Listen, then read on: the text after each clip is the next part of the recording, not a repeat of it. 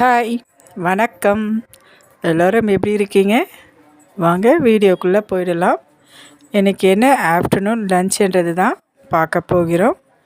இன்றைக்கி ஒரு சிம்பிளான லன்ச்சு தாங்க நான் செஞ்சுருக்கேன். எல்லாருமே சாப்பிட்டு முடிச்சாச்சு.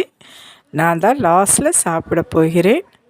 வாங்க ஃபஸ்ட்டு எனக்கு தேவையான ரைஸு நான் எடுத்து போட்டுக்கிறேன்.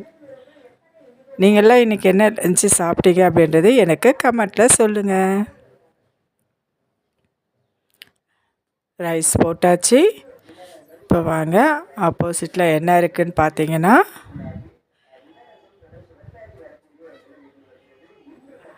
அப்பளம் பாருங்கள். இது பனிக்காலம்ன்றதுனால நான் கவரில் போட்டு வைக்கல, அப்படியே போட்டு வச்சுட்டேன். ஸோ அது எப்படி ஆகிடுச்சு பாருங்கள். மொறுமொறுன்னு இருந்தது.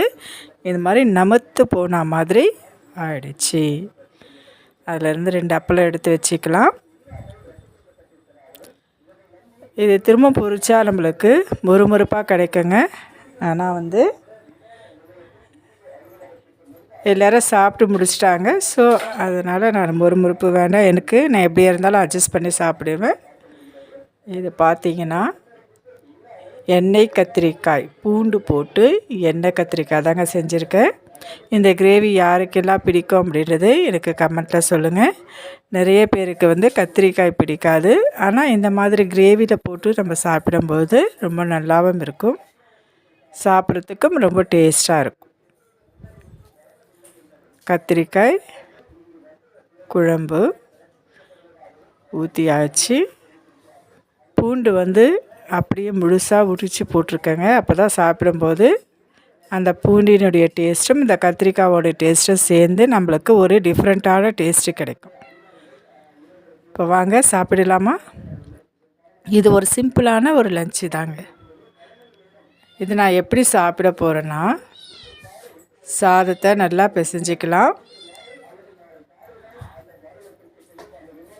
இப்போ கத்திரிக்காய் பாருங்கள். நான் அந்த காம்பு இருக்குது இல்லைங்களா, இது இளம் கத்திரிக்காய் தான். காம்பு போட்டால் அவ்வளோ டேஸ்ட்டாக இருக்கும். காம்பும் போட்டாச்சு. காம்போடு போட்டு அந்த குழம்பு வச்சு அதில் ஒரு கத்திரிக்காய் பீஸு, கொஞ்சமாக அப்பளம், பூண்டு, இது 3ம் ஒன்றா சேர்த்து நம்ம பிசைஞ்சு சாப்பிடும்போது நம்மளுக்கு ஒரு டிஃப்ரெண்ட்டான டேஸ்ட்டு கிடைக்கும். இந்த மாதிரி நீங்கள் எல்லா வெஜிடேபிள்ஸும் ஒன்றா சேர்த்து சாப்பிட்டு பாருங்கள். அதனுடைய டேஸ்ட்டே தனி தான்.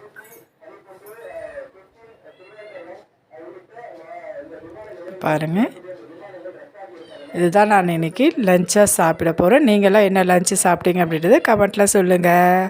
பாய்.